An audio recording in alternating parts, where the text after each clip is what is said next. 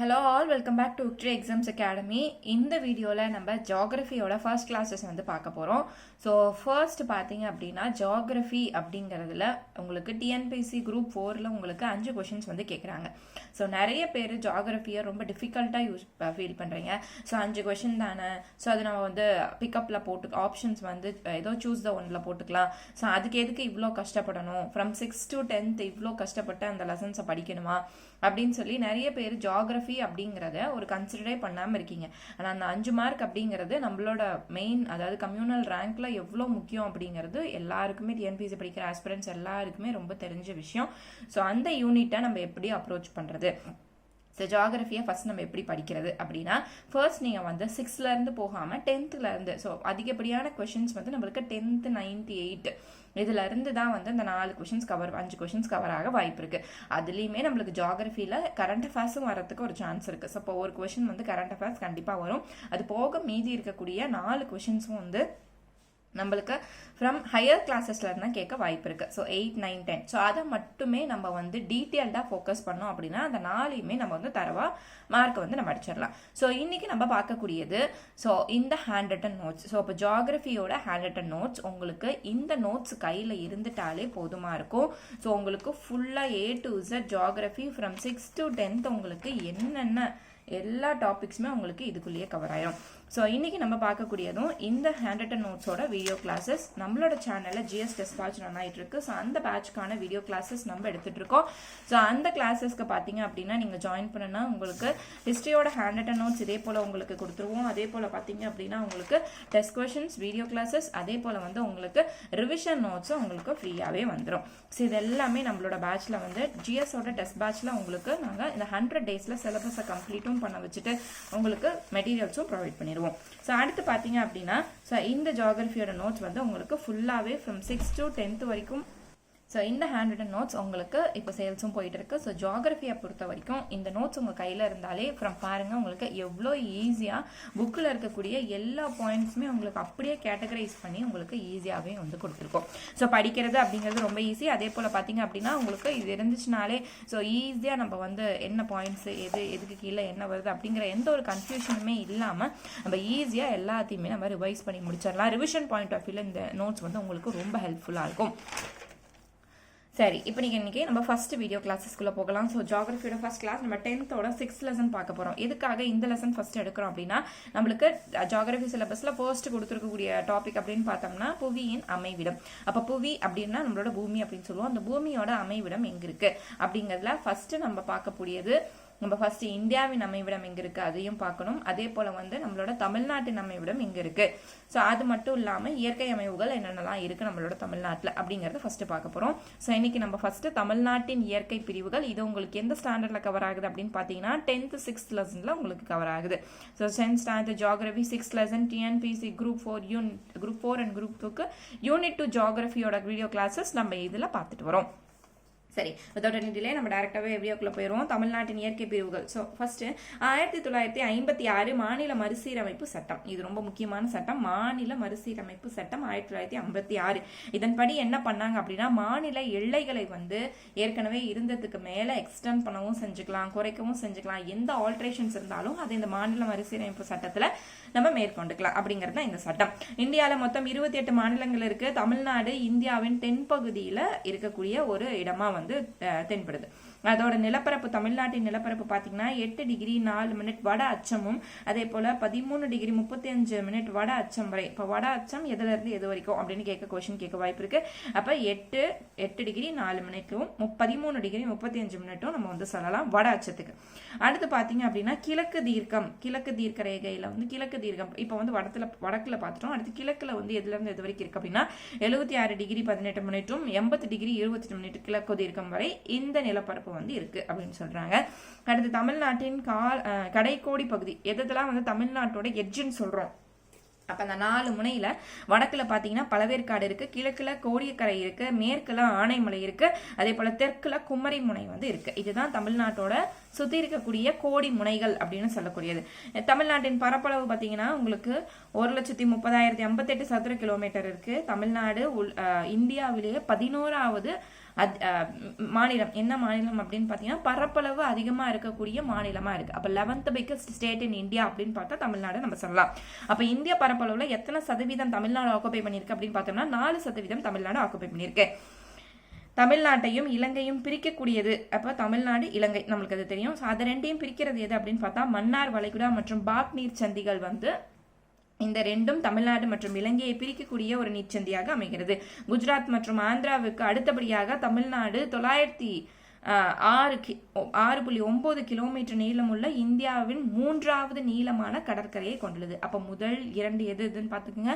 First place வந்து குஜராத், 2வது place வந்து ஆந்திரா. எதுல ஸோ மிக நீளமான கடற்கரையை கொண்டுள்ளதுல வந்து நம்ம குஜராத் ஆந்திராவை முதல் 2 இடங்கள்ல சொல்றோம். 3வது தான் நம்மளுக்கு தமிழ்நாடு வைக்குது.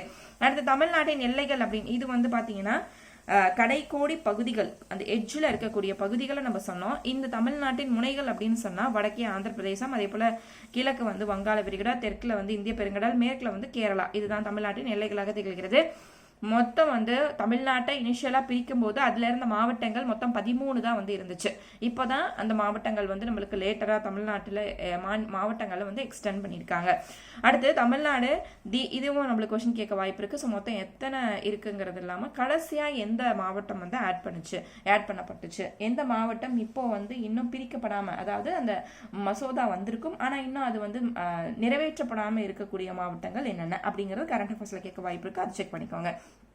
அடுத்து தமிழ்நாடு தீபகற்ப பீடபூமி அப்படின்னு சொல்றோம். அதே போல தக்கான பீடபூமியில அமைஞ்சிருக்கு. ஸோ அது வந்து இந்த இது என்னன்னா வெப்பநிலை, அந்த நம்மளோட காலங்கள்ல பார்த்தோம் அப்படின்னா மிதமான வெப்பநிலை, ரொம்ப அதிகமாகவும் இருக்காது, ரொம்ப தாங்க முடியாத வெப்பநிலை இருக்காது, ரொம்ப தாங்க முடியாத கோல்டு இருக்காது. ஸோ மிதமான வெப்பநிலை, அதுதான் வந்து தீபகற்ப பீடபூமி அல்லது தக்கான பீடபூமி அப்படின்னு சொல்லுவாங்க. இப்பகுதி கிரேட் ஏசியா காலத்தில் 335 மில்லியன் ஆண்டுகளுக்கு முன்னு பிரிந்து சென்ற கோண்டன்வானா நிலப்பகுதியில் உருவானது. தமிழ்நாடு அப்படிங்கிறது கிரேட் ஏசியா காலத்துல 135 மில்லியன் ஆண்டுகளுக்கு முன்னாடி பிரிந்து சென்ற இந்த கோண்ட்வானா அப்படிங்கிற நிலப்பகுதியினால உருவாக்கப்பட்டது இந்த தமிழகம் சொல்றாங்க. இப்ப நம்ம தமிழ்நாட்டின் நிலத்தோற்றத்தை வந்து பாக்குறோம். அப்ப நிலத்தோற்றத்துல பார்த்தா மேற்கு தொடர்ச்சி மலை இருக்கு, கிழக்கு தொடர்ச்சி மலைகள் இருக்கு, பீடபூமிகள் இருக்கு, கடற்கரை சமவெளிகள் மற்றும் உள்நாட்டு சமவெளிகள் அப்படின்னு சொல்லி 5 பிரிவுகளாக நம்ம வந்து இயற்கை பிரிவுகளை வந்து நம்ம தமிழ்நாட்டில் பிரிக்கிறோம். ஸோ ஃபர்ஸ்ட் பார்க்க போறது மேற்கு தொடர்ச்சி மலை. இப்போ ஒவ்வொன்றுமே நம்ம வந்து படிக்கும்போது இந்த மாதிரி கேட்டகரைஸ் பண்ணிட்டோம் அப்படின்னா நம்மளுக்கு ஈஸியா பார்க்கறதுக்கு, மெமரைஸ் பண்றதுக்கோ ரிவிஷன் பண்றதுக்கோ ஈஸியா இருக்கும். இப்ப மேற்கு தொடர்ச்சி மலையோட பரப்பளவு, அதாவது எக்ஸ்டென்ஷன், எதுல இருந்து எது வரைக்கும் மேற்கு தொடர்ச்சி மலை வந்து தன்னுடைய மலைத்தொடர்கள் ஆரம்பிச்சு முடியுது அப்படின்னு பார்த்தா, ஸோ வடக்கே நீலகிரி முதல் தெற்கே கன்னியாகுமரியில சுவாமி தோப்புல உள்ள மருதுவாழ் மலை வரை அது மேற்கு தொடர்ச்சி மலைகள் வந்து எக்ஸ்டெண்ட் ஆயிருக்கு. அப்ப வடக்குல நீலகிரியில இருந்து எது வரைக்கும் கன்னியாகுமரியில் இருக்கக்கூடிய மருதுவாழ் மலை வரைக்கும் மேற்கு தொடர்ச்சி மலைகள் வந்து பரவி கிடக்கின்றன. அடுத்து இதன் உயரம் பார்த்தா 2000 மீட்டர் முதல் 3000 மீட்டர் வரை இந்த மேற்கு தொடர்ச்சி மலைகளின் உயரம் வந்து இருக்கு. அதோட பரப்பளவு 2500 சதுர கிலோமீட்டர் பரப்பளவுல இந்த மேற்கு தொடர்ச்சி மலைகள் கொண்டுள்ளது. இதன் கணவாய்கள் அப்படின்னு பார்த்தா பாலக்காட்டு கணவாய், செங்கோட்டை கணவாய், அதே போல ஆரல்வாய் மொழி, அச்சன் கோவில் கணவாய். இப்ப இதெல்லாம் வந்து நிறைய பேர் கேட்டிருந்தீங்க, எப்படி வந்து ஒவ்வொரு இதுக்கும் இப்ப வந்து மேற்கு தொடர்ச்சி மலைகள்ல இத்தனை கணவாய் இருக்கு, இந்த மாதிரி நிறைய ஊர்கள் பேர் வரும்போதும் இல்ல வந்து நிறைய டேமோட பேர் வரும்போது, கணவாய் பேர் வரும்போது, ஆறுகள் பேர் வரும்போது எப்படி ஞாபகம் வச்சுக்கணும் அப்படின்னா அது நீங்க ஆங்கிலத்துல அதோட முதல் எழுத்து எழுதிக்கோங்க. இப்போ ஃபார் எக்ஸாம்பிளுக்கு பாலக்காட்டு கணவாய் அப்படின்னா பி, அதே போல செங்கோட்டை அப்படின்னா எஸ், ஆரல்வாய் அதுக்கு வந்து ஏ, அச்சன் கோவில் ஏ, அப்ப 2 ஏ வருது, நான் வந்து A² போட்டிருக்கேன். அப்போ இது வந்து APS அப்படின்றது. இப்போ நம்மளுக்கு இது புரியுற மாதிரி, அதாவது ஞாபகத்துல இருக்க மாதிரி இது நம்ம இந்த வேர்ட்ஸ் நம்ம லெட்டர்ஸை சேஞ்ச் பண்ணிக்க போறோம். அப்ப நம்ம DSP சொல்லுவோம், அதே போல ASP. அப்ப மேற்கு தொடர்ச்சி மலையின் கணவாய் அப்படின்னு கேட்டா நம்ம வந்து ASP அப்படிங்கிற அந்த ஹிண்ட் வந்து நம்மளுக்கு ஞாபகம் வரணும். அதே வந்து ஏங்கும் போது ASP அப்படிங்கும்போது A²SP அப்படிங்கிறது ஞாபகம் வரணும். ஸோ அப்போ ஏனா என்னென்ன ஏ வரும், எஸ் என்னென்ன, பி என்னென்ன அப்படிங்கிறது ஈஸியாக நம்ம ஞாபகம் வச்சுக்கலாம். அடுத்து இதன் முக்கிய மலைகள் என்னென்ன அப்படின்னு பார்த்தா நீலகிரி, ஆனைமலை, பழனிமலை, ஏலக்காய் மலை, வருசநாடு மலை, மகேந்திரகிரி, ஆண்டிப்பட்டி, பொதிகை மலை. ஸோ இதெல்லாம் வந்து இதன் முக்கிய மலைகள். ஃபர்ஸ்ட் பார்க்கறது நீலகிரி மலை. நீலகிரி மலை எங்க லொக்கேட் ஆயிருக்கு, அதோட இடம் எங்க இது இருக்கு அப்படின்னு பார்த்தா வடமேற்கு பகுதிகளில் இந்த நீலகிரி மலைகள், அதாவது மேற்கு தொடர்ச்சி மலையின் வடமேற்கு பகுதிகளில் இந்த நீலகிரி மலை வந்து சிச்சுவேட் ஆயிருக்கு, லொக்கேட் ஆயிருக்கு. இதன் மொத்த சிகரங்கள் அந்த நீலகிரி மலையில எத்தனை சிகரம் பீக் இருக்கு, ஹையஸ்ட் பாயிண்ட் சொல்லக்கூடிய இந்த பீக் இருக்கு அப்படின்னு பார்த்தா 24 சிகரங்கள் வந்து இருக்கு. இந்த சிகரத்தின் உயரம் 2000க்கு மேற்பட்ட உயரங்கள் இருக்கு. இதுலயே இருக்கக்கூடிய உயரமான சிகரம் அப்படின்னு பார்த்தா தொட்டபெட்டா. தொட்டபெட்டாவோட உயரம் பார்த்தீங்க அப்படின்னா, தொட்டபெட்டா வந்து என்ன சிகரம், எதோட சிகரம்? நீலகிரி மலையின் ஒரு உயரமான சிகரம் பெயர் தொட்டபெட்டா. அதன் சிகரத்தின் உயரம் 2637 மீட்டர். அதே போல முக்ருதி அப்படிங்கிறதும் நீலகிரி மலையில் இருக்கக்கூடிய மிக உயர்ந்தமான ஒரு சிகரம். இது 2554 கிலோமீட்டர் கொண்டுள்ளது. இம்மலையின் ஊர்கள் அப்படின்னு பார்த்தா, இந்த நீலகிரி மலையில் இருக்கக்கூடிய ஊர்கள் ஊட்டி மற்றும் குன்னூர் வந்து இந்த மலையின் ஊர்களாக இருக்கு. 2700க்கும் அதிகமான பூக்கும் தாவரங்கள், மாநில விலங்குகள், நீலகிரி வரையாடெல்லாம் இந்த நீலகிரி மலைக்கு ஃபேமஸா இருக்கு. இந்த நீலகிரி வரையாடு தான் மாநிலத்தின் விலங்குன்னு நம்ம சொல்லக்கூடுறோம். அடுத்து ஆனைமலை. இது கேரளா மற்றும் தமிழ்நாட்டின் எல்லை பகுதிகளில் பாலக்காட்டு கணவாய்க்கு தெற்கே அமைந்துள்ளது. ஸோ ஆனைமலைனாலே இந்த கேரளா பாலக்காட்டு கணவாய்க்கு தெற்கே சொல்லலாம். இதோட சிறப்பு அம்சங்கள் ஆனைமலை புலிகள் காப்பகம். அதே போல வந்து ஸோ ரெண்டாவது பார்த்தீங்க அப்படின்னா இதோட சிறப்பம்சம் இந்த ஆனைமலையில் என்னென்ன இருக்கு அப்படின்னு பார்த்தோம்னா, ஆழியாறு இருக்கு. அதே போல திருமூர்த்தி. ஸோ ஆழியார் அணை மற்றும் திருமூர்த்தி அணை இது ரெண்டுமே ஆனைமலையில் இருக்கு. அதே போல மலை அடிவாரத்தில் இருக்கக்கூடிய அணைகள் அப்படின்னு பார்த்தா இந்த திருமூர்த்தி அணை. அதே போல வால்பாறை மலை வாழிடமா வந்து இருக்கு. இந்த ஆனைமலையில வால்பாறை அப்படிங்கிற ஊர்ல மக்கள் வசிக்கக்கூடிய ஒரு இடமா இந்த மலை வந்து தென்படுது. அதே போல காடம்பாறை நீர்மின் நிலையம். ஸோ இதுவும் அங்கே அமைக்கப்பட்டிருக்கு. அடுத்து பார்த்தீங்கன்னா பழனிமலை. இது மேற்கு தொடர்ச்சி மலையின் கிழக்கு பகுதிகளில் இதோட அமைப்பு வந்து இருக்கு. இதோட உயரமான சிகரம், பழனியின் உயரமான சிகரம் அப்படின்னா வந்தாராவ். அதன் மீட்டர் வந்து எவ்வளவு பார்த்தோம்னா 2533 மீட்டரும். அதே போல வேம்படி சோலை அப்படிங்கிறது 2505 மீட்டரும் பழனியின் உயரமான சிகரங்களாக தென்படுகிறது. இதுல எங்க மலை வாழிடம் மக்கள் எங்க அதிகமா இருக்காங்க அப்படின்னு பார்த்தா, கொடைக்கானல் அப்படிங்கிற பகுதியில் மக்கள் வந்து வசிக்கும் இடமாக பயன்படுத்தி கொண்டு வராங்க. கொடைக்கானல் பழனி மலையில இருக்கு. இதோட உயரம் பார்த்தா 2150 மீட்டர் உயரம் கொண்டுள்ளது கொடைக்கானல். பழனிமலையின் தென்மேற்கு பகுதியில் தென் மத்திய பகுதியில் இது வந்து அமைஞ்சிருக்கு. பழனியின் மத்திய பகுதியில் இந்த கொடைக்கானல் வந்து அமைஞ்சிருக்கு அப்படின்னு சொல்றாங்க. அடுத்து ஏலக்காய் மலை. ஸோ இந்த ஏலக்காய் மலையை வந்து இன்னொன்று நம்ம எப்படி அழைக்கலாம் அப்படின்னா ஏலமலை குன்றுகள் அப்படின்னு சொல்லுவாங்க. இதோட அமைப்பு எங்க இருக்கு அப்படின்னு பார்த்தா, தமிழ்நாட்டின் தென்மேற்கு பகுதிகளில் இந்த ஏலக்காய் மலை அமைந்திருக்கு. இதில் பயிரிடக்கூடிய முக்கிய பயிர்கள் ஏலக்காய். அதுலேயே பேர் வந்துருச்சு ஏலக்காய். அப்போ நம்ம வந்து பிரியாணிக்கு போடக்கூடிய மீதி ஸ்பைசஸ் போட்டுருணும். மிளகு, அந்த கிராம்பு இதெல்லாமே அங்கே வந்து இது பண்ணுவாங்க. அதே போல் காஃபி வந்து அதிகமாக பயிரிடுவாங்க. ஸோ ஏதாவது ஒரு ஹெவியான ஐட்டம் சாப்பிட்டா நம்ம டீ காஃபி குடிப்போம் இல்லையா, ஸோ அதில் வந்து காஃபி இஸ் மோஸ்ட் ஃபேவரட்டாக இருக்குது, ஈஸியாக போடலாம். அப்போ ஏலக்காய், மிளகு, காஃபி இதெல்லாம் வந்து ஏலக்காய் மலையின் முக்கிய பயிர்களாக இருக்குது. இந்த மாதிரி நீங்கள் படிக்கும் போதே ஒரு கதையை ஃப்ரேம் பண்ணிட்டு படிச்சிங்க அப்படின்னா மறக்காமல் இருக்கும் உங்களுக்கு. ஸோ எப்பயுமே மறந்து போகாமல் இருக்கும். அடுத்து பார்த்தீங்கன்னா வடமேற்குல வந்து ஆனைமலையோடும், வடகிழக்குல பழனி மலையோடும், தென்கிழக்குல வந்து ஆண்டிப்பட்டு மற்றும் வருசநாடு குன்றுகளோடும் இந்த ஏலக்காய் மலை ஜாயிண்ட் ஆகுது. அப்ப இந்த ஏலக்காய் மலை எதோட ஜாயிண்ட் ஆகுது அப்படிங்கிறது இங்க கொடுத்துருக்காங்க. சேருது. அடுத்து வருசநாடு மற்றும் ஆண்டிப்பட்டி மலை குன்றுகள். இது எங்க இருக்குன்னா கிழக்கு நோக்கி, அதாவது எங்கிருந்து ஆரம்பிக்குதுன்னா கிழக்கு நோக்கி மேற்கு தொடர்ச்சி மலைகள்ல கிழக்கு நோக்கிய பகுதியில் இந்த வருசநாடு மற்றும் ஆண்டிப்பட்டி மலைக்குன்றுகள் வந்து அமைவிடமா இருக்கு. இதுல இருக்கக்கூடிய மலைகள்ல என்னென்ன மலைகள்னா மேகமலை, கழுகுமலை, குரங்கினி மலை, சுருளி மலை மற்றும் கும்பகரை நீர்வீழ்ச்சி இதெல்லாமே வந்து இந்த வருசநாடு மற்றும் ஆண்டிப்பட்டி மலைக்குன்றுகள்ல இருக்கு. அடுத்து இம்மலையின் தெற்கு சரிவுகள்ல வந்து ஸ்ரீவல்லிபுத்தூர் மலையணில் சரணாலயம் விருதுநகர்ல அமைந்திருக்கு. ஸோ இந்த வருசநாடு ஆண்டிப்பட்டி மலைக்குன்றுகளின் தெற்கு பகுதிகளான விருதுநகர்ல வந்து, ஸோ இது ரொம்ப முக்கியமான கொஸ்டின், மலை அணில் சரணாலயம் ஸ்ரீவல்லிபுத்தூர்ல விருதுநகர்ல அமைந்திருக்கு. அதே போல வைகை மற்றும் அதன் துணை ஆறுகள் இப்பகுதியில் உருவாகின்றன அப்படின்னு சொல்றாங்க. பொதிகை மற்றும் மகேந்திரகிரி மலைக்குன்றுகள். இது பாத்தீங்கன்னா தென்காசிக்கும் கன்னியாகுமரிக்கும் இடைப்பட்ட பகுதிகளில் இருக்கிறதா இந்த பொதிகை மற்றும் மகேந்திரகிரி மலைக்குன்றுகள். பொதிகை வந்து நம்ம வேறு என்ன பெயர்ல அழைக்கிறோம் அப்படின்னு பார்த்தோம்னா சிவஜோதி பர்வத், அதே போல வந்து அகத்தியர் மலை, அதே போல வந்து தெற்கு கைலாயம் அப்படிங்கிற பல பெயர்கள்ல பொதிகை மலையை நம்ம அமைக்கிறோம் கூப்பிடுறோம். ஸோ இந்த பொதிகை மலையை வந்து நம்ம பொதிகை மலையில இருக்கக்கூடிய ஒரு ஸ்பெஷல், எப்படி வந்து அணில் சரணாலயம் மலையணில் சரணாலயம் பார்த்தோம், அதே போல பொதிகையில தான் களக்காடு முண்டந்துறை புலிகள் காப்பகம் வந்து அமைந்திருக்கு. இதோட அமைவிடம் எங்க அப்படி இருக்குன்னு பார்த்தோம்னா, இது வந்து கன்னியாகுமரி மற்றும் திருநெல்வேலி மாவட்டத்துக்கு இடையில இருக்கிறது இந்த மகேந்திரகிரி மலைக்குன்றுகள். மேற்கு தொடர்ச்சி மலையின் தென்பகுதியில இது அமைஞ்சிருக்கு. ஸோ இதோட உயரம் 1645 மீட்டர் அப்படின்னு சொல்றாங்க. இது வந்து கிழக்கு தொடர்ச்சி மலையில இருக்கக்கூடிய முக்கியமான சிகரங்களை இங்க கொடுத்துருக்காங்க. அடுத்து கிழக்கு தொடர்ச்சி மலை பார்க்க போறோம். ஸோ அதுல பாத்தீங்கன்னா சரி, ஸோ அடுத்து பார்த்தீங்கன்னா மேற்கு தொடர்ச்சி மலையின் முக்கியமான சிகரங்கள். ஃபர்ஸ்ட் இருக்கிறதுலே மேற்கு தொடர்ச்சி மலையில இருக்கக்கூடிய ஹையஸ்ட் பீக் இன் மேற்கு தொடர்ச்சி மலை அப்படின்னு பார்த்தோம்னா அது வந்து தொட்டபெட்டா தான். அதோட உயரம் பார்த்துக்கோங்க. அடுத்து ரெண்டாவது முக்ருதி. இது ரெண்டுமே உங்களுக்கு நீலகிரி மலையில இருக்கு. அடுத்து பார்த்தீங்கன்னா வந்தாராவ் மற்றும் பெருமாள் மலை, கோட்டை மலை, பகாசுரா மலை இது எல்லாமே வந்து சிகரங்கள். இதன் உயரங்கள் இங்க கொடுத்துருக்கோம். அதே போல சென்னை, நீலகிரி, கன்னியாகுமரி இந்த 3 இடத்தை தவிர மீது எல்லா மாவட்டத்திலையுமே வந்து மாவட்டத்திலையுமே வந்து ஏதோ ஒரு ஆல்ட்ரேஷன் செஞ்சுருக்காங்க. நம்ம ஏற்கனவே பார்த்தோம் இல்லையா, அந்த சட்டம் 1956 மாநில மறுசீரமைப்பு சட்டத்தின்படி ஏதோ ஒரு சேஞ்ச் வந்து அந்த இடத்துல வந்து பண்ணியிருக்காங்க. ஸோ இந்த 3 மாவட்டம் தான் ஆரம்பத்துல இருந்து எந்த சேஞ்சுமே இல்லாமல் இருக்கு, சென்னை, நீலகிரி மற்றும் கன்னியாகுமரி. அடுத்து கிழக்கு தொடர்ச்சி மலைகள். இது வந்து மேற்கு தொடர்ச்சி மலைகள் மாதிரி இப்படி மேற்கு தொடர்ச்சி மலைகள்லாம் எந்த ஒரு இதுவுமே இல்லாம ஈவனா போகக்கூடியது, எந்த ஒரு பிரேக்குமே இல்லாம. கிழக்கு தொடர்ச்சி மலை அப்படி கிடையாது. இப்போ இங்க கொஞ்சம் வருதுன்னா கொஞ்சம் இடம் விட்டுட்டு அடுத்து மறுபடியும் இங்க ஃபார்ம் ஆகும். ஸோ அந்த மாதிரி தொடர்ச்சியற்ற மலைன்னா அது கிழக்கு தொடர்ச்சி மலையை சொல்லலாம். இதோட உயரம் 1100 இருந்து 1600 மீட்டர் வரைக்கும் இந்த உயரமா இருக்கு. இதுல இருக்கக்கூடிய முக்கிய குன்றுகள் ஜவ்வாது மலை, சேர்வராயன் மலை, கல்வராயன், கொல்லிமலை மற்றும் பச்சை மலைகள். மாநிலத்தின் வட மாவட்டத்துல இந்த மலைகள்லாம் அமைஞ்சிருக்கு. முதல்ல பார்க்கக்கூடியது ஜவ்வாது மலை. இந்த ஜவ்வாது மலை திருவண்ணாமலை மற்றும் வேலூருக்கு இடையில வந்து இது அமைஞ்சிருக்கு. இதன் உயரம் 1100 இருந்து 1500 மீட்டர் வரைக்கும் இருக்கு. இதோட உயரமான சிகரம் மேல்பட்டுன்னு சொல்லக்கூடியதுதான் ஜவ்வாது மலையில இருக்கக்கூடிய மிக உயரமான சிகரம் மேல்பட்டு. அடுத்து இதில் பல பகுதியில் நீல நிற சாம்பல் கிரைனட் கற்களை வந்து நம்ம பார்க்க முடியும். இது எதுக்கு பிரசித்தி பெற்றது அப்படின்னா, ரொம்ப ஃபேமஸா இருக்கிறது வந்து பல மரங்களுக்கு, அதே போல மருத்துவ மரங்களுக்கு, மூலிகை சந்தன மரங்களுக்கு, இதெல்லாம் வந்து இந்த மலை வந்து ரொம்ப ஃபேமஸ் ஆனது, இந்த ஜவ்வாது மலை. ஸோ அதுல இந்த சந்தன மரத்தை வந்து அகெயின்ஸ்டா, அதாவது கடத்தல் முறையில பண்ணி இந்த சந்தன மரங்களை அழித்துட்டாங்க. இப்ப அந்த இடத்துல அந்த சந்தன மரங்கள் கிடையாது. அடுத்து கல்வராயன் மலைன்னு சொல்லக்கூடிய 2வது மலை. இதோட உயரம் 600 இருந்து 1220 மீட்டர் வரைக்கும் இந்த கல்வராயன் மலையின் உயரம் இருக்கு. இது வந்து கல்வராயன் அப்படிங்கிற பெயர் வந்து எங்கிருந்து எடுக்கப்பட்டுச்சு அப்படின்னு பாத்தீங்கன்னா, பழங்குடியினரோட பண்டைய கால பெயர் கரலர். இந்த கரலர் அப்படிங்கிற அந்த வார்த்தையில இருந்தா கல்வராயன் அப்படிங்கிற பெயர் வந்து எடுக்கப்பட்டிருக்கு அப்படின்னு சொல்றாங்க. இது ஜவ்வாது மற்றும் சேர்வராயன் மலையுடன் இணைகிறது. காவிரி மற்றும் பாலாறு வடிநிலை பகுதியை பிரிக்கின்றது.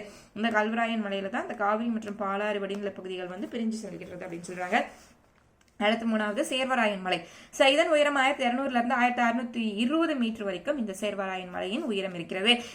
இதனோட அமைவிடம் பார்த்தோம்னா சேலத்துக்கு அருகே இருக்கு இந்த சேர்வராயன் மலை. இதோட பெயர் காரணம் என்ன அப்படின்னு பார்த்தாங்கன்னா, சேலத்தின் அருகில் இருக்கக்கூடிய ஒரு உள்ளூர் தெய்வமான சேர்வராயன் அப்படிங்கிற அந்த தெய்வத்து பெயரே இந்த மலைக்கு வந்து பெயர் சூட்டியிருக்காங்க அப்படிங்கிறது காரணமா தெரிய வருது. உயரமான சிகரம் சோலைக்கரடு அப்படிங்கிறது தான் இந்த சேர்வராயன் மலையில உயரமான சிகரம். அதோட மீட்டர் எவ்வளவுன்னு பாத்தீங்கன்னா 1620 மீட்டர்கள் இருக்கு. இதுதான் இருக்கிறதுல கிழக்கு தொடர்ச்சி மலையின் மிக உயரமான சிகரம். மேற்கு தொடர்ச்சி மலையின் உயரமான சிகரம் பார்த்தோம். 2வது இடத்துல முக்குருதியும், முதல் இடத்துல வந்து தொட்டபெட்டாவும் இருக்கு அப்படின்னு பார்த்தோம். அதே போல கிழக்கு தொடர்ச்சி மலையின் முக்கியமான சிகரம் வந்து சோலைக்கரடு. இது எதுல இருக்கு? சேர்வராயன் மலையில இருக்கு. அடுத்து கொல்லிமலை. இது வந்து நாமக்கல்ல வந்து இதோட இருப்பிடம் வந்து இருக்கு. பரப்பளவும் பாத்தீங்கன்னா 2800 சதுர கிலோமீட்டர், உயரம் வந்து 1300 மீட்டர். தென்னிந்தியாவின் கிழக்கு கடற்கரைக்கு இணையாக சொல்லப்படுகிறது இந்த கொல்லிமலை. அடுத்து இதுல என்ன ஃபேமஸா நம்ம வந்து உற்பத்தி பண்றோம், பயிரிடப்படுது அப்படின்னா காஃபி தோட்டம், பழங்கள், பூக்கள், சவுக்கு பண்ணைகள் இதுல வந்து ஃபேமஸா இருக்கு. அடுத்து பாத்தீங்கன்னா அர்ப்பளீஸ்வரர் கோயில் இம்மலை தொடரின் புனித கோயிலாக விளங்கி கொண்டிருக்கிறது.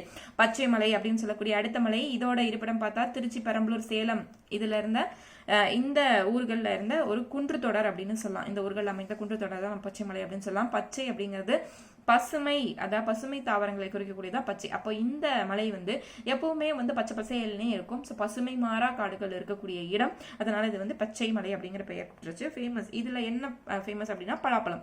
ஸோ பலாப்பழம் இந்த பச்சை மலையில ரொம்ப சுவையுள்ளதாகவும் ரொம்ப அதிக விளைச்சலை கொடுக்கக்கூடியதாகவும் இருக்கு. இது வந்து வேளாண் பருவ விளை பொருளாக இந்த பலாப்பழம் விளங்குகிறது. கிழக்கு தொடர்ச்சி மலையின் உயர்ந்த சிகரங்கள். முதல் முக்கியமான சிகரம் சோலைக்கரடு, அது 1620. அடுத்து இருக்கக்கூடிய சிறிய சிகரம் அப்படின்னு பார்த்தா வலசமலை, அதே போல முகநூர், குட்டிராயன், உருகமலை, பழமலை அப்படிங்கிறதெல்லாம் கிழக்கு தொடர்ச்சி மலையின் இருக்கக்கூடிய சிகரங்கள். அதோட உயரம் இன் மீட்டர்ஸ்ல கொடுத்துருக்கோம். அடுத்து இப்ப 2 பார்த்தாச்சு, கிழக்கு தொடர்ச்சி மலை, மேற்கு தொடர்ச்சி மலை பார்த்தாச்சு. அடுத்து புவியமை இடத்துல நம்ம 3வதா பார்க்கக்கூடியது பீடபூமிகள். தமிழ்நாட்டுல பார்த்தோம்னா பீடபூமி மேற்கு மற்றும் கிழக்கு தொடர்ச்சி மலைக்கு இடைப்பட்ட பகுதிகளில் இந்த பீடபூமிகள் அமைக்கப்பட்டிருக்கு. இது முக்கோண வடிவத்தில் அமைக்கப்பட்டிருக்கு. பீடபூமி அப்படின்னாலே இந்த முக்கோண வடிவம் ஞாபகம் வந்துடணும். முக்கோண வடிவத்தில் இது அமைக்கப்பட்டிருக்கு. இதன் பரப்பளவு அப்படின்னு பார்த்தா 60,000 சதுர கிலோமீட்டர் பரப்பளவு இந்த பீடபூமிகள் கொண்டுள்ளது. அதே போல பாரமஹால் பீடபூமி அப்படி நம்ம பீடபூமிகளை வந்து 2-3 பேர்ல சொல்லணும். அதான் நிறைய பீடபூமிகள் இருக்கு. அதுல முக்கியமா நம்ம சொல்லக்கூடியது இந்த பாரமஹால் பீடபூமி மற்றும் கோயம்புத்தூர் பீடபூமி. இந்த பாரமஹால் பீடபூமி வந்து மைசூர் பீடபூமிகள் அப்படின்னு அழைக்கப்படுகிறது. அப்ப மைசூர்ல இருக்கக்கூடிய ஒரு பகுதி, அதுதான் இந்த பீடபூமின்னு சொல்றோம். இதோட உயரம் 350 மீட்டர்ல இருந்து 710 மீட்டர் வரைக்கும் இதன் உயரம் இருக்கு. இது வந்து எங்க அமையப்பட்டிருக்கு அப்படின்னு பார்த்தோம்னா, இந்த பாரமஹால் பீடபூமி தருமபுரி மற்றும் கிருஷ்ணகிரி பகுதியில இந்த பாரமஹால் பீடபூமி அமையப்பட்டிருக்கு. இது நம்ம என்ன பெயர்ல சொல்றோம் அப்படின்னா மைசூர் பீடபூமிகள் கீழே இந்த பாரமஹால் பீடபூமியை சொல்றோம். அடுத்து பாத்தீங்க அப்படின்னா கோயம்புத்தூர் பீடபூமி, இது வந்து தருமபுரி மற்றும் நீலகிரி பகுதியில இருக்கு. இதோட உயரம் 150 இருந்து 450 மீட்டர் வரைக்கும் இதோட உயரம் இருக்கு. சேலம், கோயம்புத்தூர், ஈரோடு இது இந்த பகுதிகளை உள்ளடக்கியுள்ளது இந்த கோயம்புத்தூர் பீடபூமின்னு சொல்றாங்க. அடுத்து மோயர் ஆறு இப்பீடபூமியின் மைசூர் பீடபூமியிலிருந்து பிரிக்கிறது. அப்ப இது எந்த கேட்டகரி கீழே வருது? மைசூர் பீடபூமி. இது வந்து கோயம்புத்தூர் பீடபூமி. இந்த ரெண்டு பீடபூமிகளும் பிரிக்கக்கூடிய ஆறு அப்படின்னு பார்த்தா மோயர் ஆறு. அடுத்து இதுல வந்து ஆறுகள் வந்து எந்தெந்த ஆறுகள் அப்படின்னு பார்த்தோம்னா பவானி, நொய்யல், அமராவதி இந்த பீடபூமிகள்ல வந்து இந்த ஆறுகள்லாம் வந்து ஓடிக்கொண்டிருக்கிறது. பள்ளத்தாக்குகளை இந்த ஆறுகள் எல்லாம் இந்த பீடபூமியில பள்ளத்தாக்குகளை உருவாக்குகிறது அப்படின்னு சொல்றாங்க. பவானி, நொய்யல், அமராவதி இந்த மைசூர் பீடபூமியிலும் கோயம்புத்தூர் பீடபூமியிலும் இந்த ஓடக்கூடிய இந்த ஆறுகள் தான் பள்ளத்தாக்குகளை உருவாக்குகின்றன. அடுத்து பாத்தீங்க அப்படின்னா மயிலிடை பீடபூமி, அதுக்கு எக்ஸாம்பிள் சிகூர் பீடபூமி அப்படின்னு சொல்றாங்க. அதே போல மதுரை பீடபூமி, அது வந்து வைகை மற்றும் தாமிரபரணி வடிகால்களால் உருவாக்கப்படுது. ஸோ பீடபூமிகள் நிறைய இருக்கு. இப்போ நமக்கு வந்து மைசூர் பீடபூமி சொன்னோம், கோயம்புத்தூர் பீடபூமி, அதே போல வந்து சிகூர் பீடபூமி, அது வந்து மயிலடி பீடபூமின்னு ஒரு எக்ஸாம்பிளா நம்ம வந்து சிகூர் சொல்றோம். அதே போல மதுரை பீடபூமி, இதெல்லாமே பீடபூமிகள்ல வருது. அடுத்து பாத்தீங்க அப்படின்னா மாவட்டங்கள், அதுல இருக்கக்கூடிய மலைகள். ஸோ எந்தெந்த ஊர்ல என்னென்ன மலை இருக்கு? கோயம்புத்தூர்ல மருதமலை, வெள்ளியங்கிரி மலை, அதே போல தருமபுரி வந்து தீர்த்தமலை, சித்தேரி மலை, பத்திரமலை, திண்டுக்கல்ல பழனிமலை, ஈரோடுல சென்னிமலை சிவன்மலை, திருப்பத்தூர்ல ஏலகிரி, சென்னை தென்காசியில வந்து பொதிகை, வேலூர்ல வந்து ஜவ்வாது மற்றும் ரத்தனமலை, நாமக்கல்ல கொல்லிமலை, சேலம் சேர்வராயன், கஞ்சமலை, அதே போல சுண்ணாம்பு குன்றுகள், கள்ளக்குறிச்சியில வந்து கல்வராயன் மலை, அதே போல விழுப்புரம் செஞ்சிமலை, பெரம்பலூர்ல பச்சைமலை, கன்னியாகுமரி. ஸோ இந்த மாதிரி இந்த மலைகளோட லிஸ்டிங்க கொடுத்துருக்கோம். சாதியம் சரிங்க பார்த்துக்கலாம். அடுத்து பார்த்தீங்கன்னா 4வது பார்க்கக்கூடியது சமவெளிகள். இந்த சமவெளிகளை நம்ம 2 பிரிவுகளா பிரிக்கிறோம். ஒன்று உள்நாட்டு சமவெளிகள், இன்னொன்று கடற்கரை சமவெளிகள். இந்த உள்நாட்டு சமவெளிகள்ல வந்து இருக்கக்கூடியது பாலாறு, பெண்ணையாறு, அதே போல வந்து காவிரி, தாமிரபரணி, இதெல்லாம் வந்து உள்நாட்டு சமவெளிகள் இருக்கு. இது காவிரி தான் தமிழ்நாட்டோட வளமான சமவெளியாகவும் குறிப்பிடப்படுது. இந்த காவிரி எங்கெங்கெல்லாம் பாயுதுன்னா சேலம், ஈரோடு, கரூர், திருச்சி, புதுக்கோட்டை, தஞ்சாவூர், நாகப்பட்டினம், திருவாரூர் போன்ற இடங்கள்ல இந்த காவிரி நதி வந்து ஓடிக்கொண்டிருக்கிறது. அடுத்து கடற்கரை சமவெளிகள்னு பார்த்தோம்னா இதோட பரப்பு எங்கிருந்து எது வைக்கும்னா சென்னையில இருந்து கன்னியாகுமரி வரைக்கும் கடற்கரை சமவெளிகள் இருக்கு. இந்த கடற்கரை சமவெளிகளை நம்ம வேறு என்ன பெயர்ல அழைக்கிறோம்னா கோரமண்டல சமவெளி அல்லது சோழமண்டல சமவெளி அப்படின்னு சொல்றோம். இந்த பெயர் காரணம் வந்ததுக்கு காரணம் சோழர்களின் நிலப்பகுதியில் இந்த சமவெளி அமைஞ்சிருக்கனால இந்த பெயர் பெற்றது. அடுத்து பாத்தீங்கன்னா இதோட அகலம் 80 கிலோமீட்டர். ராமநாதபுரம் மற்றும் தூத்துக்குடி கடற்கரை ஓரங்கள்ல வந்து இதை வந்து நம்ம அதிகப்படியா பார்க்கலாம். ஸோ இந்த இடப்பகுதியில் இந்த மணல் குன்றுகளை வந்து தேரி அப்படிங்கிற பெயர்ல அழைக்கிறாங்க. இதில் உள்ள மன்னார் வளைகுடாவில் பவளப்பாறைகள் அதிகமாக காணப்படுகின்றன இந்த கடற்கரை சமவெளிகள்ல. அடுத்து பாத்தீங்க அப்படின்னா கடற்கரைகள். ஸோ இது வங்காள விரிகுடா கடற்கரை கடலையொட்டி சோழமண்டல கடற்கரை அப்படின்னு நம்ம சொல்லணும். ஏற்கனவே பார்த்தோம் அதேதான் அந்த சோழமண்டல கடற்கரை. ஆனா வந்து இந்த கடற்கரையும் வங்காள விரிகுடா கடற்கரைன்னு நம்ம வந்து ஜென்ரலா வந்து சொல்றோம். இதுல பாத்தீங்கன்னா பனமரம், சவுக்கு தோப்பு இதெல்லாமே வந்து அதிகமான அளவுல பயிரிடப்படுது. சென்னை மெரினா, அதே போல எலியட் கடற்கரைகளும் கோவளம், காஞ்சியும், வெள்ளி கடற்கரையும் புகழ்பெற்ற தமிழக கடற்கரைகளாகும். சென்னை மெரினா புகழ்பெற்றது. அதே போல எலியட் கடற்கரை அப்படின்னு சொல்லக்கூடிய கோவளம் காஞ்சிபுரத்துல இருக்கு. அடுத்து பாத்தீங்கன்னா வெள்ளி கடற்கரை கடலூர்லயும் புகழ்பெற்ற தமிழக கடற்கரையாக நம்ம கருதப்படுறோம். அடுத்து பாத்தீங்கன்னா அடுத்து ஒரு டிஃப்ரெண்டான டாபிக் வடிகால் அமைப்பு. ஸோ இது வந்து இந்த வடிகால் அமைப்புல நம்ம வந்து ஆறுகளை பத்தி பார்க்க போறோம். ஸோ தமிழ்நாட்டுல ஓடக்கூடிய ஆறுகள் என்னென்ன? இந்த ஆறுகளை தான் நம்ம தமிழ்நாட்டின் உயிர்நாடுன்னு சொல்றோம். இதனாலதான் வந்து விவசாயம் வந்து ரொம்ப செழிப்பு பெற்று வளர்ந்து கொண்டிருக்கிறது. ஸோ அந்த ஆறுகளில் காவிரி, பாலாறு, பெண்ணை, வைகை, தாமிரபரணி இது எல்லாமே வந்து தமிழ்நாட்டின் ஆறுகளாக சொல்றோம். அதுல தாமிரபரணி தவிர மீதி இருக்க எல்லா ஆறுகளையும் வற்றும் ஆறுகள். இந்த தாமிரபரணி மட்டும்தான் வற்றாத ஆறுகள். அதுக்கு காரணம் வந்து அது இரு பருவமழையுமே தாமிரபரணிக்கு வரனால, அதாவது தென்மேற்கு பருவமழையும் வரும், வடகிழக்கு பருவமழையும் வரனால இது வந்து தாமிரபரணி வற்றாத நதியா வந்து கருதப்படுது. பெரும்பாலான ஆறுகள்ல வந்து மேற்கு தொடர்ச்சி மலையில தான் உற்பத்தியாகி வங்காள விரிகுடாவில் கலக்குது. அப்ப இந்த ஆறுகளை பொறுத்த வரைக்கும் அது எங்க உற்பத்தி ஆகுது, எவ்வளோ லென்த் வந்து அந்த ஆறு இருக்கு, எங்க உற்பத்தி ஆகுது, அதே போல எங்க வந்து கலக்குது இந்த ஆறு, அதோட எட்ஜ் பாயிண்டிங்க, ஸ்டார்டிங் பாயிண்ட் என்ன, எட்ஜ் பாயிண்ட்டுங்க, எந்த ஊர் வழியா அந்த ஆறுகள் வந்து டிராவல் பண்ணுது, கடைசியில் அது எங்க போய் எல்லா இடத்துலையும் கலக்குது அப்படிங்கறதான் இந்த ஒவ்வொரு ஆறுகளையும் நம்ம டீட்டெயிலாக தெளிவா பிரிச்சு பார்க்க போறோம். ஸோ இப்படி பார்க்கும்போது நம்மளுக்கு படிக்கவும் ரெஜிஸ்டர் ஆகிறதுக்கும் ரொம்ப ஈஸியா இருக்கும். ஸோ ஃபர்ஸ்ட் நம்ம பார்க்கக்கூடியது காவிரி. இந்த காவிரி பார்த்தீங்கன்னா கர்நாடகா கூர்கு மாவட்டத்தில் இந்த காவிரி வந்து உருவாகுது. மேற்கு தொடர்ச்சி மலையின் பிரம்மகிரி குன்றுகளில் வந்து இந்த தலைக்காவிரி அப்படிங்கிற இடத்துல இந்த காவிரி நதி உருவாகுது. அப்போ காவிரி உருவாகக்கூடிய இடம் தலைக்காவிரி. இந்த தலைக்காவிரி அப்படிங்கிற இடம் வந்து பிரம்மகிரி குன்றுகளில் இருக்கக்கூடிய இடத்தை தான் தலைக்காவிரின்னு சொல்றோம். இந்த பிரம்மகிரி குன்று மேற்கு தொடர்ச்சி மலையில இருக்கு. முக்கால்வாசி தமிழ்நாட்டில் ஓடக்கூடிய ஆறுகள் எல்லாமே மேற்கு தொடர்ச்சி மலைகளில் ஒரு பிரிவாக தான் வந்து இருக்கு. அங்கிருந்து தான் உருவாக்கக்கூடியதா இருக்கு. தமிழ்நாடு மற்றும் கர்நாடகா எல்லையாக 64 கிலோமீட்டர் வந்து இந்த காவிரி வந்து ஓடிட்டு இருக்கு. தர்மபுரி தூத்துக்குடி மாவட்டத்துல ஒகேனக்கல் என்னும் இடத்துல நீர்வீழ்ச்சியா உருவாகிக்கிட்டு இருக்கு. ஸ்டான்லி நீர்த்தேக்கம் எனப்படும் மேட்டூர் அணை வந்து சேலத்துல வந்து இருக்கு. இது வந்து இந்த காவிரி ஆற்றின் குறுக்கே கட்டப்பட்டிருக்கு. இந்த காவிரியோட துணை ஆறுகள் அப்படின்னு பார்த்தா அமராவதி மற்றும் நொய்யல். இது வந்து பாத்தீங்க அப்படின்னா கரூர்ல 10 கிலோமீட்டர் தொலைவுல திருமுக்கூடல் அப்படிங்கிற இடங்கள்ல இந்த துணையாறுகள் வந்து ஓடிக்கொண்டிருக்கு. அடுத்து இந்த 2 அமராவதி மற்றும் நொய்யலை வந்து அகன்ற காவிரின்னு சொல்றோம், அதோட துணையாறு. இது ரெண்டையும் சேர்த்தோம்னா காவிரியை விட ரொம்ப லென்த்தா வரும் போல, அதனால இது வந்து அகன்ற காவிரி அப்படிங்கிற பெயர்லையும் அழைக்கப்படுது, அமராவதி மற்றும் நொய்யல். அடுத்து இந்த மேட்டூர் அணை சேலம், இது வந்து பாத்தீங்க அப்படின்னா 45 கிலோமீட்டர் தொலைவுல, மேட்டூர் அணையில இருந்து 45 கிலோமீட்டர் தொலைவுல பவானி, இது பவானிங்கிற நதி ஓடிட்டு இருக்கு. இது காவிரியோட துணையாரா நம்ம சொல்றோம், காவிரியோட துணையாரா பவானி சொல்றோம். அது மேட்டூர்ல இருந்து 45 கிலோமீட்டர் தொலைவுல இந்த பவானி நதியும் இருக்கு. அடுத்து பாத்தீங்கன்னா திருச்சியில வடகிளை மற்றும் தென்கிளைன்னு பிரிக்கிறோம். இந்த வடகிளையில வந்து கொலேருன் அல்லது கொள்ளிடம் அப்படின்னு சொல்லக்கூடிய இடமும் காவிரிக்காக தான் இருக்கு. அதே போல தென்கிளையான காவிரியும் ஓடிக்கொண்டிருக்கு திருச்சியில.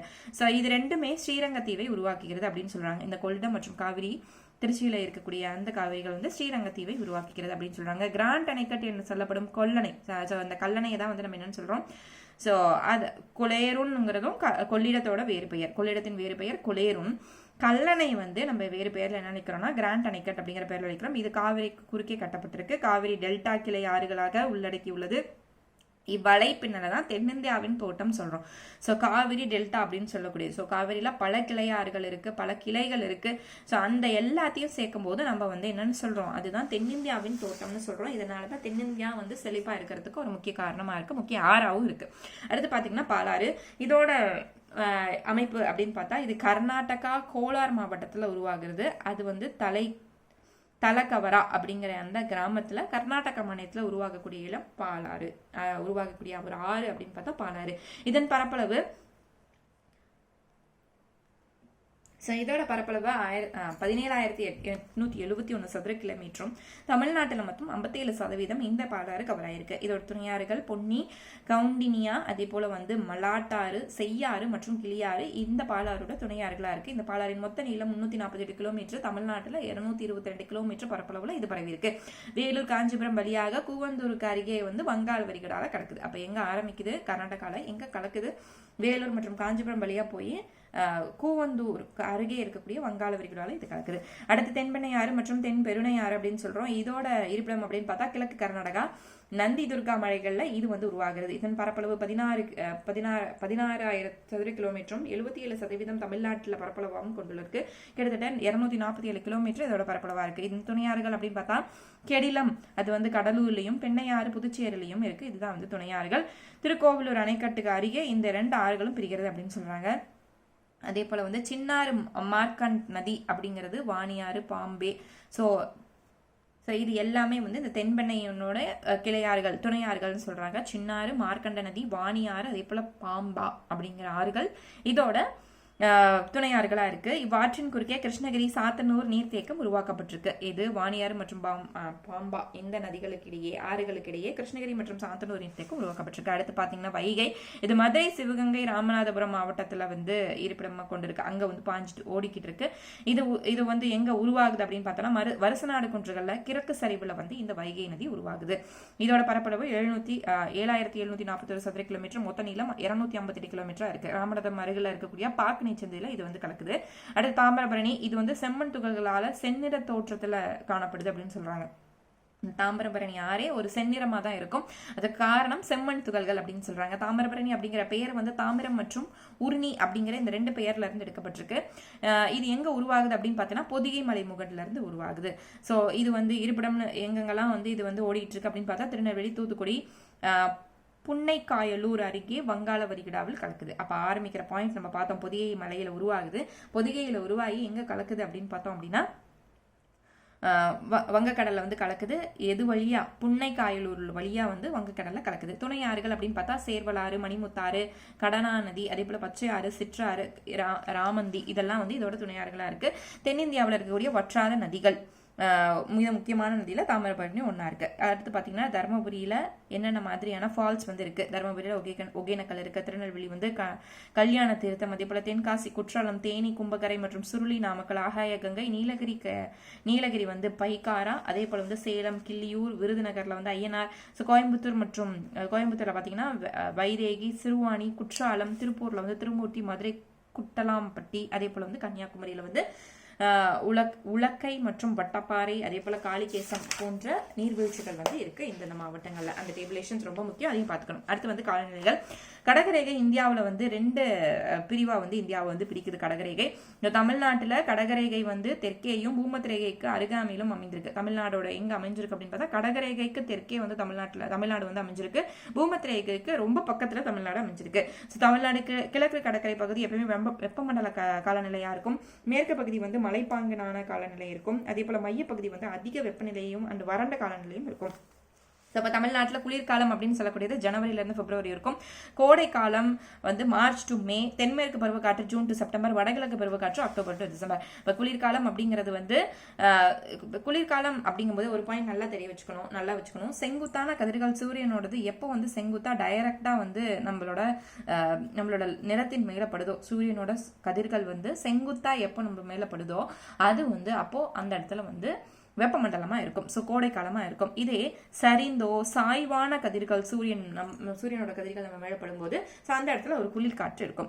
ஸோ அப்போ சாய்வான கதிர்கள் வந்து இந்த குளிர்காலத்துல படுது. அதே போல வந்து தமிழ்நாட்டில் குளிர்கால வெப்பநிலை எவ்வளோ இருக்குன்னா 15 டிகிரி செல்சியஸ்லேருந்து 25 டிகிரி செல்சியஸ் வரைக்கும் குளிர்காலத்தில் இருக்கக்கூடிய டெம்பரேச்சர். அதே போல் மழை வாழிடத்தில் 5 டிகிரி செல்சியஸ்க்கும் குறைவாக தான் மழை இடங்கள்ல இருக்கும். ஒரு சில கேசஸ்ல வந்து நீலகிரியோட வெப்பம் வந்து 0 டிகிரி செல்சியஸ் அதுக்கும் கீழே குறைஞ்சிருக்கும். மூடுபனி, அடர் மூடுபனி போன்ற சூழ்நிலைகள் வந்து குளிர்காலங்களில் உருவாகும். கோடை காலத்துல பார்த்தோம்னா சூரியனோட வந்து கதிர்கள் செங்குத்து கதிர்களாக விழும். நம்ம ஏற்கனவே சொன்னோம். ஸோ சூரியன் வந்து வடக்கே நகர்வதால் செங்குத்து கதிர்கள் வந்து டைரக்டாவே விழுது தமிழ்நாட்டில். கடற்கரை தென்பகுதியில் உள்ளதால் அதிக வெப்பநிலை வந்து தாங்க முடியாத ஒரு வெப்பநிலை கிட்டத்தட்ட 30-40 டிகிரி செல்சியஸ் வந்து நம்ம வந்து ஃபேஸ் பண்றோம். எந்த ஆண்டுலன்னு பார்த்தீங்கன்னா இந்த மார்ச்ல இருந்து மே வரைக்கும்.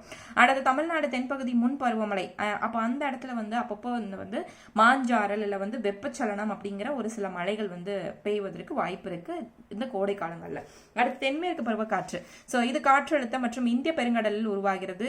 மழைப்பொழிவு இது எந்த காலகட்டத்தில் வந்து வரும்னா மேற்குல இருந்து கிழக்கு நோக்கி வந்து மழை வந்து பொழிய ஆரம்பிக்கும். மேற்குல அதிக ஹைஃபாலா இருக்கும். கிழக்கு நோக்கி போக போக கொஞ்சம் மழைப்பொழிவு குறைய ஆரம்பிக்கும். அப்போ இது மேற்கு நோக்கி கிழக்கு மழைப்பொழிவு இருக்கு.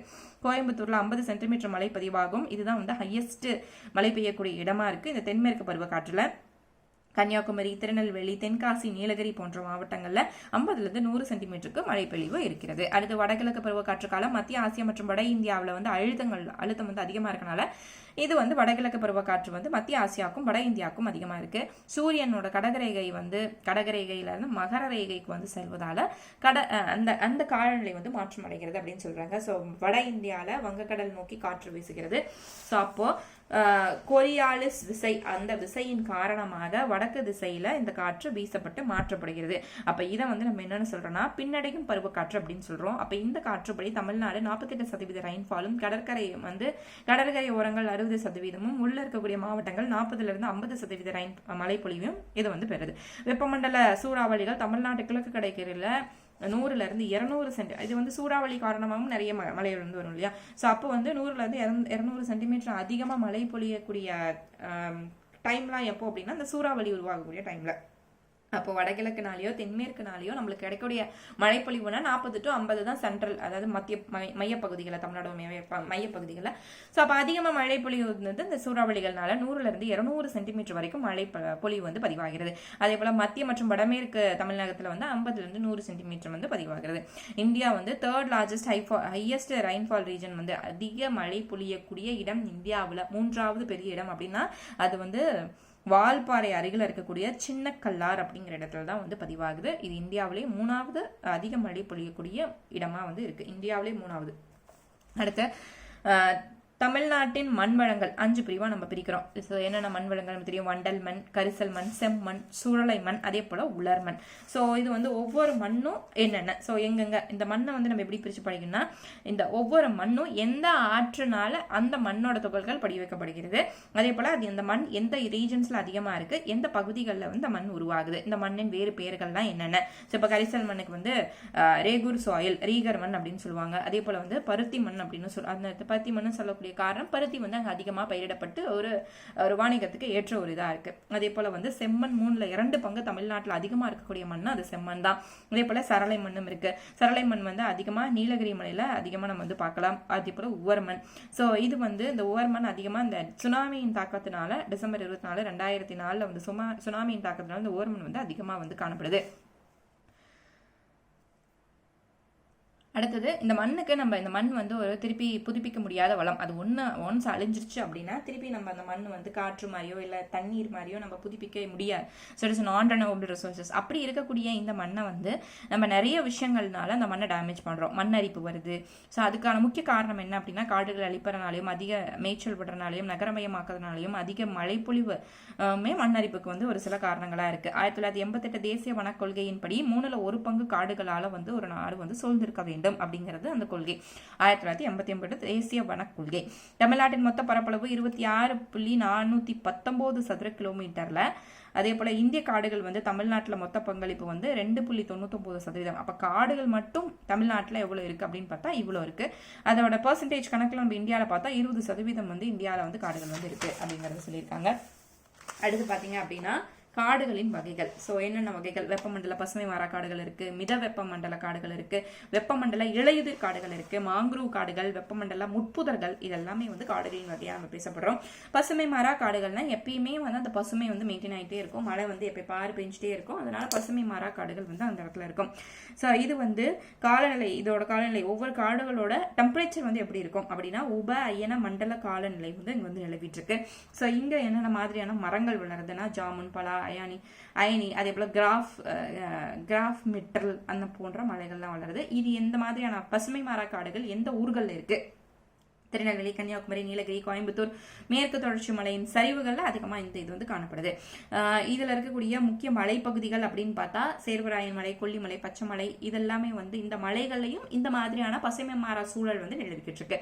முக்கிய மரம் அப்படின்னு பார்த்தா இந்த குரங்கு தேக்கு, அதே போல வந்து உள்ளி காசியா, அதே போல பலா மற்றும் மாமரங்கள்லாம் இந்த பசுமை மாறா காடுகள், வெப்பமண்டல பசுமை மாறா காடுகள்ல ஒரு முக்கியமான மரங்களா இருக்கு. அதே போல வந்து மித வெப்பமண்டலம், இது பார்த்தீங்கன்னா ஆலைமலை, நீலகிரி, பழனி, இதில் வந்து 1000 மீட்டருக்கு உயர மேலே போனீங்க அப்படின்னா இந்த மித வெப்பமண்டல மலைக்காடுகளை நம்ம பார்க்கலாம்.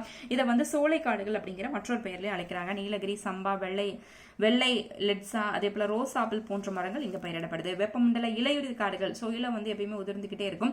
இந்த மரங்கள் வந்து 30 மீட்டர் உயரம் வரை வளரக்கூடியவை. இந்த வெப்பமண்டல இலையுதிர் காடுகள்ல வளரக்கூடிய மரங்கள் சராசரியான ஹைட் வந்து 30 மீட்டர். முக்கிய மரங்கள் பார்த்தா பருத்தி, பட்டு, இலவம், படாக்கு, மூங்கில், இதெல்லாம் முக்கிய மரங்கள். மாங்குரூவ் காடுகள் பசுமை மாறா பசுமையான மிதமான உயரம் கொண்டவை இந்த மாங்குரூவ் காடுகள். இது வந்து தோல் ஊசி இலை போன்ற காடுகள் வந்து இந்த மாங்குரூவ் இலைகளை கொண்டது அப்படின்னு சொல்லலாம். இது உவர் இலை மற்றும் உவர் நீர்ல தான் வரக்கூடியவை. இதுல இருக்கக்கூடிய மரங்கள் வந்து மாங்குரூவ், அதே போல வந்து வெள்ளை மாங்குரூவ், காட்டுமல்லி, இந்திய பிரிவட் மரங்கள், இதெல்லாமே வந்து மாங்குரூவ் காடுகள்ல இருக்கக்கூடிய மரங்கள். இது பிச்சாவரம், வேதாரண்யம், முத்துப்பேட்டை, அதே போல தூத்துக்குடி மாவட்டங்கள்ல இந்த மாங்குரூவ் ஃபாரஸ்ட் நம்ம அதிகமா பார்க்கலாம். வெப்பமண்டல முட்புதர்கள் வந்து குறைவான மழைப்பொழிவு பகுதி இருக்கக்கூடிய பகுதியில் இந்த வெப்பமண்டல முட்புதர்கள் வந்து வளரக்கூடியவை. 40 மீட்டர் உயரம் உள்ள பகுதிகள் காணப்படும். ஸோ அப்போ இந்த பகுதியில் உயரம் வந்து எவ்வளோன்னா 400 மீட்டர் வந்து உயரம் இருக்கக்கூடிய இந்த பகுதிகளில் தான் இந்த வெப்பமண்டல முட்புதர்கள் இருக்கும். இதுல வந்து என்னென்ன மரங்கள் வளருது அப்படின்னா, பனை, வேம்பு, கருவேலம், வெள்ளை கருவேலம், சீமை கருவேலம், இதெல்லாமே வந்து வெப்பமண்டலத்தின் முக்கியமான மரங்களா வந்து இருக்கு.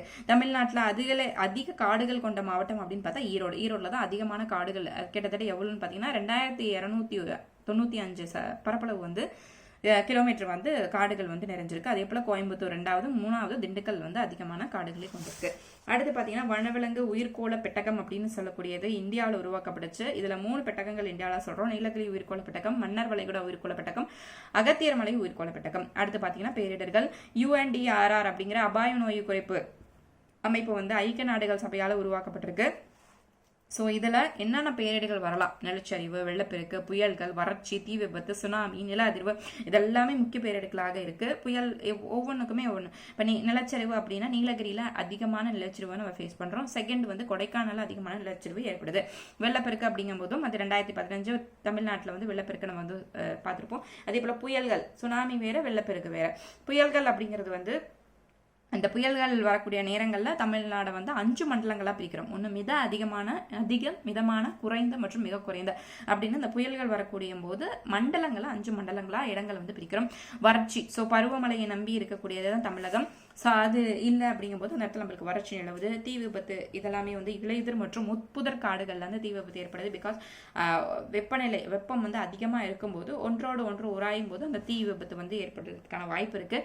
அப்போது அந்த மாதிரியான ஒரு மலை பகுதிகளிலையும் காடுகள் இருக்கக்கூடிய பகுதிகளிலையும் அந்த இலையுதிர் மற்றும் முட்புதர் பகுதிகளில் இருந்து 30 கிலோமீட்டர் தொலைவில் தான் வந்து குடியிருப்பு இருந்தால் அமைச்சுக்கணும். அது பக்கத்துலேயே இருக்கக்கூடாது, தீ பிடிக்கக்கூடிய அபாயம் இருக்குது அப்படின்னு சொல்கிறாங்க. சுனாமி ஏற்கனவே பார்த்த மாதிரி 2004 வந்துச்சு. ஸோ அதுவுமே ஒரு பேரிடரெல்லாம் இருக்குது, முக்கியமான பேரிடராக இருக்குது. அடுத்து நில அதிர்வு, ஸோ எர்த்குவேக்னு சொல்லக்கூடியது. ஸோ இதெல்லாமே வந்து நம்மளுக்கு பேரிடர் மேலாண்மையிலையும் பார்க்க போகிறோம். ஸோ இப்போ நம்ம வந்து ஒரு விதம் மட்டும் பார்க்கல, புவி அமைவிடம் மட்டும் பார்க்கல. இந்த லெசன்லேயே நம்ம வந்து ஆறுகளை பார்த்தாச்சு, வெப்பநிலை அது காலநிலைகள் எப்படி இருக்குது தமிழ்நாட்டில் அதையும் பார்த்தாச்சு, பேரிடர் என்னென்னு பார்த்தாச்சு. அதே போல் எந்தெந்த பயிர்கள் எங்கெங்கே அதிகமாக பயிரிடப்படுது அப்படிங்கிறது நெக்ஸ்ட் லெசனில் உங்களுக்கு டீட்டெயிலாகவே வந்துடும். 7th lesson 10th standard 7th லெசனில் உங்களுக்கு அது கவர் ஆயிரும். ஸோ முக்கியமான கிராப் என்ன தமிழகத்தில் கல்டிவேட் பண்ணுறோம், எது வந்து முக்கியமான ஒரு பொருளாதார ரீதியான பயிராக வந்து இருக்குது. அதுக்கப்புறம் காலநிலைகள் என்னென்ன அப்படிங்கிறது இதிலே பார்த்துட்டோம். என்னென்ன மலை குன்றுகளையும் இதிலே பார்த்தாச்சு, சிகரங்களையும் பார்த்தாச்சு, மேற்கு தொடர்ச்சி மலை, கிழக்கு தொடர்ச்சி மலை. ஸோ இந்த லெசன் ஃபுல்லாகவே ஒரு காம்பாக்டான ஒரு லெசனாக இருக்குது. ஸோ எல்லாமே படிக்கிற மாதிரி ஒரு லெசன் எடுத்துகிட்டு நம்மளுக்கு 30 பேஜ் 40 பேஜ் போகுது. ஸோ இந்த மெட்டீரியல் வந்து வித்தின் அந்த லெசன் ஃபுல்லாகவே A to Z உங்கள் கையில் இருக்கும். வித்தின் ஒரு 2 to 3 பேஜஸில் உங்களுக்கு ஃபுல்லாகவே ரிவிஷன் பண்ணுறதுக்கு, மெமரைஸ் பண்ணுறதுக்கு, உங்களுக்கு புரிஞ்சுக்கிறதுக்கு டீட்டெயில்டாக நீட்டாக உங்களுக்கு தனித்தனியாக பிரித்து கொடுத்துருக்கனால உங்களுக்கு இதை படிக்கிறதுக்கு ரொம்ப ஈஸியாக இருக்கும். இதில் நீங்கள் வந்து எந்த ஹிண்ட்ஸ் எடுக்க தேவையில்ல. ஸோ இதை வச்சிங்கனாலே உங்களுக்கு ஈஸியாக நீங்கள் ஜாகிரஃபியை வித்தின் உங்களுக்கு 10 டேஸில் நீங்கள் கம்ப்ளீட் பண்ணிடலாம். 10 ஜாஸ்தி தான். So from 6th to 10th நீங்கள் வந்து வித்தின் ஒரு 1 வீக்கில் நீங்கள் கம்ப்ளீட் பண்ணணும் அப்படின்னு நினச்சிங்கன்னா இந்த மெட்டீரியல் உங்கள் கையில் எடுத்துட்டாலே நீங்கள் ஈஸியாக அதை கவர் பண்ணி முடிச்சிடலாம். ஸோ இதே போல் தொடர்ந்து நம்ம சேனலில் ஜாகிரஃபி டெஸ்ட் பேட்ச் வந்து போயிட்டு இருக்கனால ஜாகிரஃபி வீடியோஸ் வந்து போஸ்ட் பண்ணப்படும். ஸோ அதே போல் உங்களுக்கு இந்த ஹேண்ட் ரிட்டன் நோட்ஸ் வேணும் அப்படின்னா கீழே டிஸ்கிரிப்ஷன் பாக்ஸில் உங்களுக்கு வாட்ஸ்அப் நம்பருக்கு அந்த நம்பருக்கு நீங்கள் கான்டாக்ட் பண்ணி ஜாகிரஃபி நோட்ஸ்க்கான என்கொயரிஸை நீங்கள் மேக் பண்ணிக்கலாம்.